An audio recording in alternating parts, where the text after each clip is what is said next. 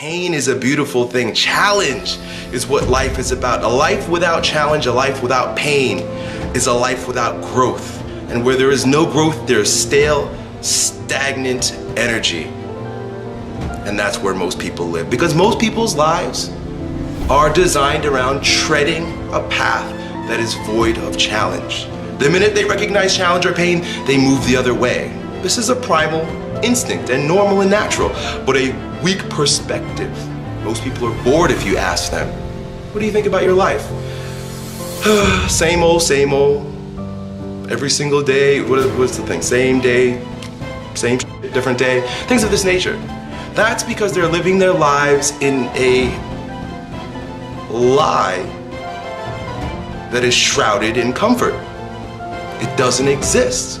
They're not challenged, they're not growing, they're bored, and they're better off dead. Your aliveness is found in your pain. Embrace it, love it, and grow from it. Now, I know that I personally have experienced quite a bit of disappointment in my life, and I'm assuming that you have as well. And guess what?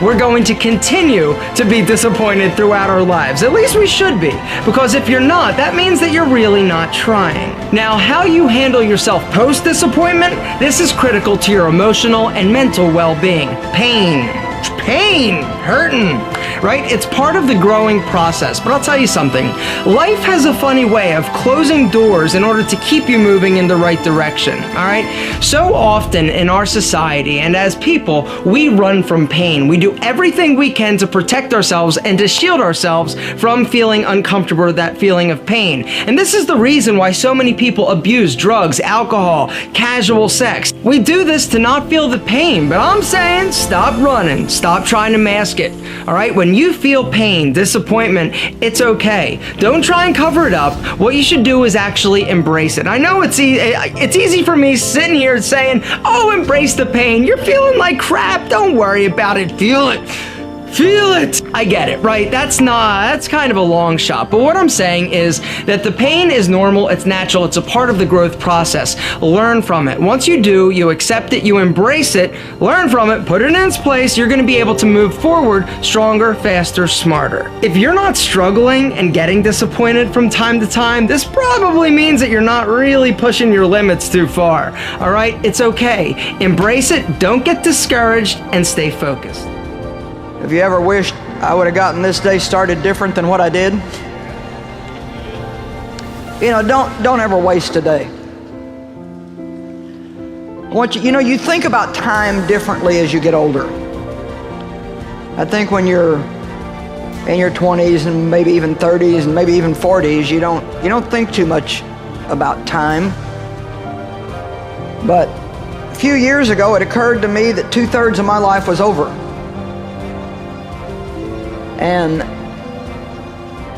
I just became much more aware of time and how foolish it is to waste any day that you have. You know, there's something really interesting about time. We all get the same amount in a day. Every day is 24 hours.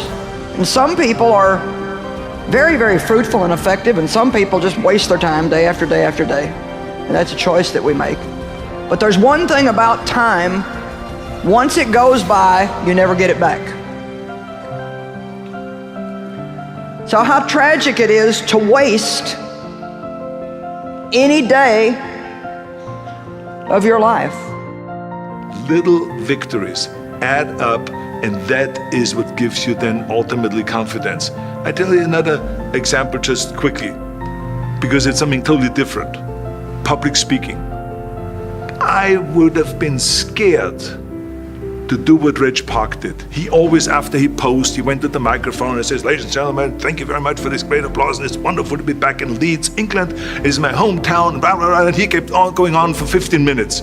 And I'm looking at this and I said to myself, he didn't have a piece of paper in front of him. How could he speak like that for 15 minutes? And so I said to him afterwards, I said, I'm in awe that you can speak like that. And you know, and you're scared when you go out there. There was like 2,000 people out there. And he said to me, no, not at all. And he all of a sudden connected.